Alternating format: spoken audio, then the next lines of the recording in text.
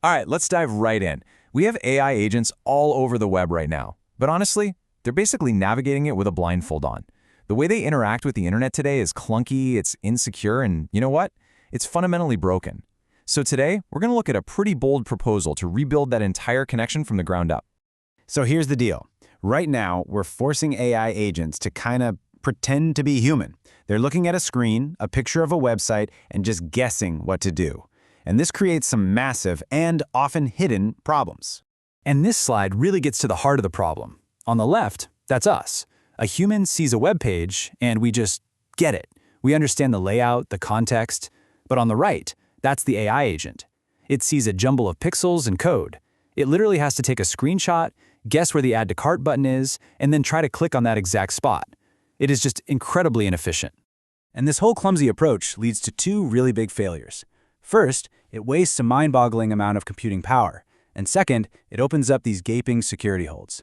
We're essentially giving these agents full, unrestricted browser access, the keys to the entire car, and then just, crossing our fingers and hoping they don't drive it off a cliff.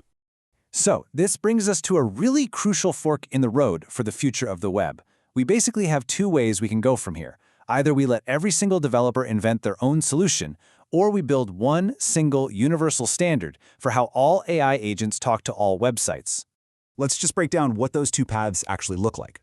The first one is the website-level approach. That means every single website is responsible for building its own security, its own rules, its own entire interface for agents. The second path is browser-level. This is where the browser itself, Chrome, Firefox, Safari, provides a standard, secure foundation that every website can just plug into and use. Honestly, the website-level approach is just a recipe for chaos. Just try to imagine 2 billion websites, each with its own bespoke security system. Yep, some will do a great job, but let's be real. Many will be careless, creating a web that's just riddled with vulnerabilities. This isn't actual security, it's what people in the industry call security theater. It just looks secure. And this is where that browser-level idea completely flips the script. Instead of security being this optional, difficult thing that developers have to build from scratch, it becomes a built-in default feature of the web itself. And this is a perfect analogy. Think about it. When you install an app on your phone, it has to ask you, can I access your camera? Or can I see your contacts? You get to say yes or no. The browser-level standard for agents, which is being called AWI, or Agentic Web Interface, would work the exact same way. So this whole AWI security model is built on 4 key pillars. And together, they create a really safe environment for both the websites and the AI agents. So let's break them down. Pillar number 1 is access control. An AI agent has to say right up front what it wants to do. For example, I only need to read product reviews. Now, if that agent then tries to snoop around your billing information, the browser itself just steps in and says nope and blocks the request. It's a hard boundary, not a suggestion. Second, you've got rate limiting. This is to stop a rogue or even just a badly coded agent from completely overwhelming a website with thousands of requests a second. The browser enforces these system-wide quotas, and this protects every website, from the giants like Amazon all the way down to a tiny new blog, and they don't have to build a thing. Third, and this is so important, we have audit trails. The browser keeps a detailed log of everything an agent does.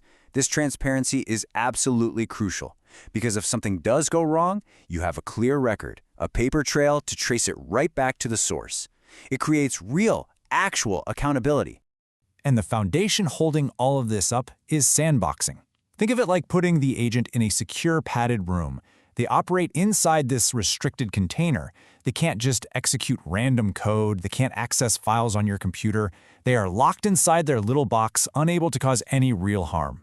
So what does all this mean for the people actually building websites? Well, today, if a developer wants to safely support AI agents, they're looking at this massive 6-step security checklist. It is a huge engineering project, and frankly, it's a burden that most companies just can't afford. But with a browser-level AWI standard, just look at how simple this becomes. The developer's to-do list shrinks to just 2 things. They declare what data the agents can access, and then they write the simple function to provide it. That's it. The browser handles all the complicated, messy, critical security stuff automatically. Okay, so this is the big one, the really legitimate question. Is it a good idea to give the browser makers, Google, Mozilla, Apple, even more control over how the web works? Well, here's the thing to remember. The browser vendors already have this power. This proposal just directs that power towards solving a huge, shared problem for everyone. And the irony is, the alternative, where every site has to build its own system, is actually more centralizing because only the tech giants have the money and engineers to do it right.